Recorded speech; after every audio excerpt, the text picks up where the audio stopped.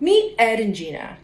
Ed is a factory worker. Gina works in her local barangay.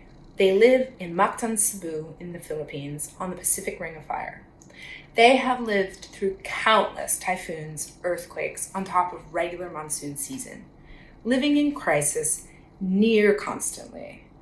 They recognize that in an earthquake, it's actually better to run outside of their house than to stay inside.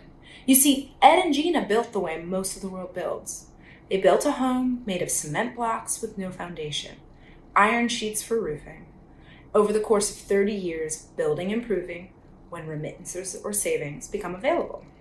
And that's because only about 20% of disaster-affected households actually receive formal shelter assistance. So most families are like Ed and Gina's family, relying on self-recovery.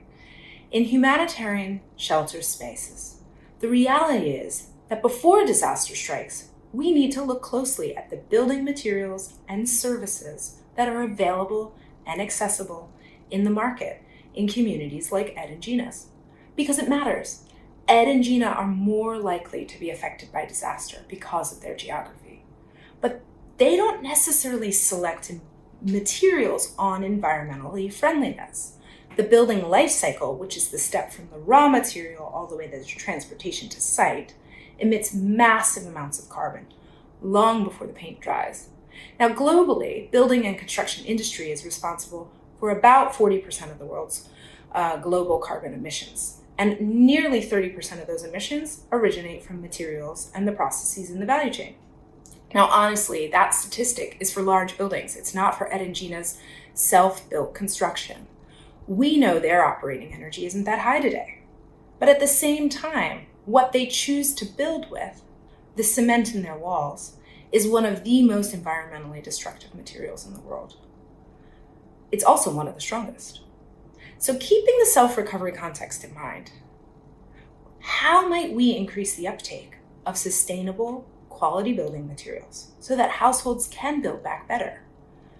To change this paradigm, our experience working in the market-based programming reveals we cannot approach this from just a product perspective. We need to look at households and the norms and attitudes they hold, the knowledge and skill of laborers, the regulations and the approval processes of government,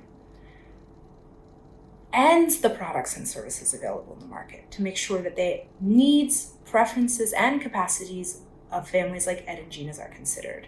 Because our experience reveals that the change is in the connection between us, where we work across sectors and disciplines to approach this from a unique perspective. Together, we can improve housing quality by reimagining how we support self-recovery so that Ed and Gina have a decent, resilient place to live.